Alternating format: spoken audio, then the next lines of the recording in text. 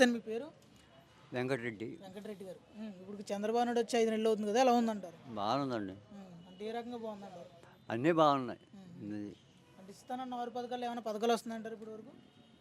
పథకాలు వస్తాయి, కంగారు పడకూడదు కదా, ఇప్పుడే కదా మొదలెట్టుడు. వస్తాయి. ఉమ్. ఇది అంటే ఉచిత గ్యాస్ అన్నారు కదా, అందరికి అందుబాటులో ఉందంటారు. ఉంది. మరి అందరికి అందట్లేదు, కొంతమందికి అందుతుంది ఉచిత గ్యాస్ అని చెప్పేసి అన్నారు. అందువల్ల అందుతున్నాయి.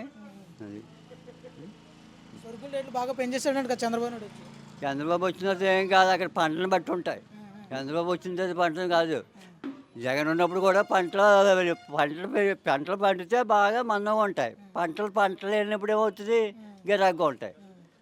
అది అంటే గత ప్రభుత్వంలో మరి సరుకుల రేట్లు పెంచితే జగన్ పెంచేసాడు అని చెప్పేసి విమర్శ. లేదు, ఇక్కడ కూడా అలా ఉన్నాయి. పంటలు లేకపోతే సరుకులు గిరాగ్గా ఉంటాయి, పంటలు ఉంటే సరుకులు మందంగా ఉంటాయి. అది అది ప్రభుత్వంలో ఏం తేడా లేదు. అది ఈ సరుకులకి దానికి సంబంధం ఉండదు. అది మరి ఉచిత ఇసుక అన్నారు కానీ ఉచిత ఇసుక ఏమైనా అందుబాటులోకి వస్తుందంటారా? వస్తాయి, కంగారు పడకూడదు కదా. అది ఒకటి చేసుకొస్తాడు కదా. అది అంటే గత ప్రభుత్వంలో చూశారు కదా మీరు, పథకాలు కానీ పరిపాలన విధానం ఏ విధంగా ఉండేది? అది అప్పటికిప్పటికి చాలా బాగుంటుంది.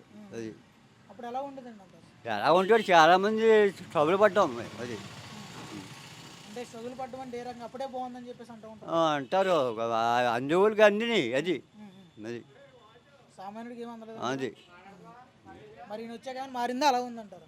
మారింది. మారిందంటారా? అది. పవన్ కళ్యాణ్ గురించి ఏం చెప్తారు? గెలిచాక ఎలా చేస్తున్నారు పవన్ కళ్యాణ్ గెలిచాక ఎలా చేస్తున్నారండి? బాగుంది అంటున్నా కదా, కూటమి ప్రభుత్వం వచ్చిందా బాగుంది. అది అంటే పవన్ కళ్యాణ్ పంచాయతీ రాజ్ శాఖ తీసుకున్నారు కదా, పంచాయతీలో ఏమైనా మార్పులు ఉన్నాయంటారా, అలాగే ఉందంటారా? మార్పులు సంగతి ఇంకా తెలదు నాకు. అది అంటే రోడ్లు వేయడం కానీ డ్రైనేజ్ మొదలెడుతున్నారు కదా ఇప్పుడు. అది మరి గత ప్రభుత్వంలో రోడ్లు వేయడం కానీ ఎక్కడ ఉన్నాయి,